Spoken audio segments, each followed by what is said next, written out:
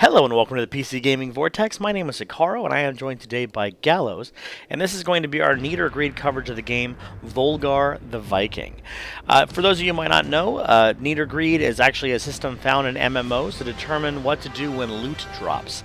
So the idea is something that would be considered need is something you absolutely are going to use. This is something you're going to put on right now, you're going to walk out, you're going to use this gear immediately.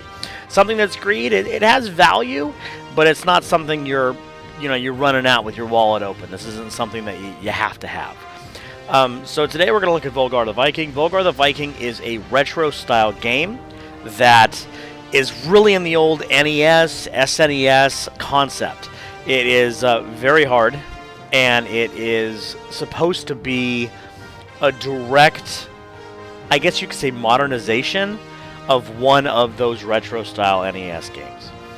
So, start right in with the pros. My opinion of Volgarr, one of the best things about it is that retro feel I was just talking about. It really feels like a graphically updated version of an old NES game. It is very challenging, very hard, and very unforgiving. If you are someone that enjoyed those tricky, brutal games from the NES years when we were all younger, this would definitely be something for you. Well, what do you think there, Gallows? What are your pros on this one?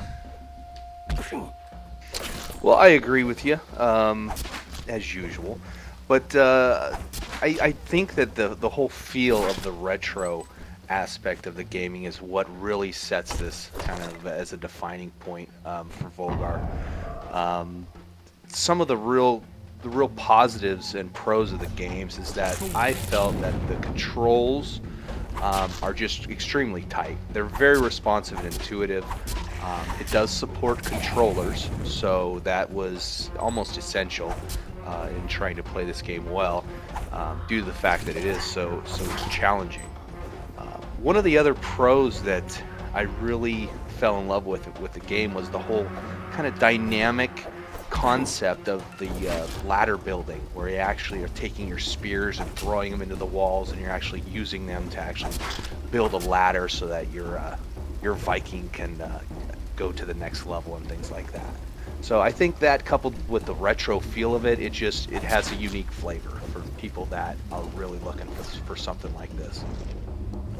Very cool. Now, when it comes to the cons, the fact that this game is brutally hard will be a con for a lot of people. It utilizes a checkpoint system, and the checkpoint system is extremely unforgiving. Think old school NES games, where I'll give you an example of my playtime in the game, where you actually manage to get to the first boss, which, let me tell you, is quite the feat. You get to the first boss, it kills you, and you go all the way back, halfway behind the level, halfway back through the level. That is brutal. And that is a point where, depending on the type of gamer you are, that could be the last point you play this game. So, going into this game, keep in mind, are you a gamer looking for a real hardcore experience?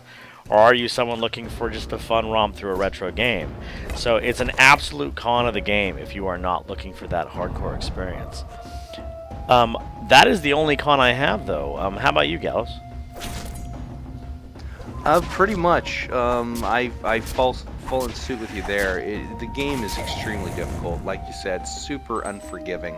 And that was one thing that I noticed, that the checkpoints or the save points, they're just very few and far between.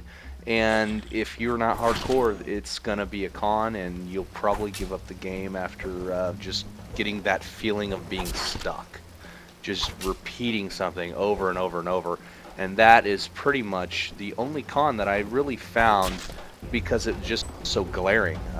And for me, it was more of a bigger con, because I do like the retro feel, but that whole getting stuck and repetitive play is what I did not enjoy about the game. Okay.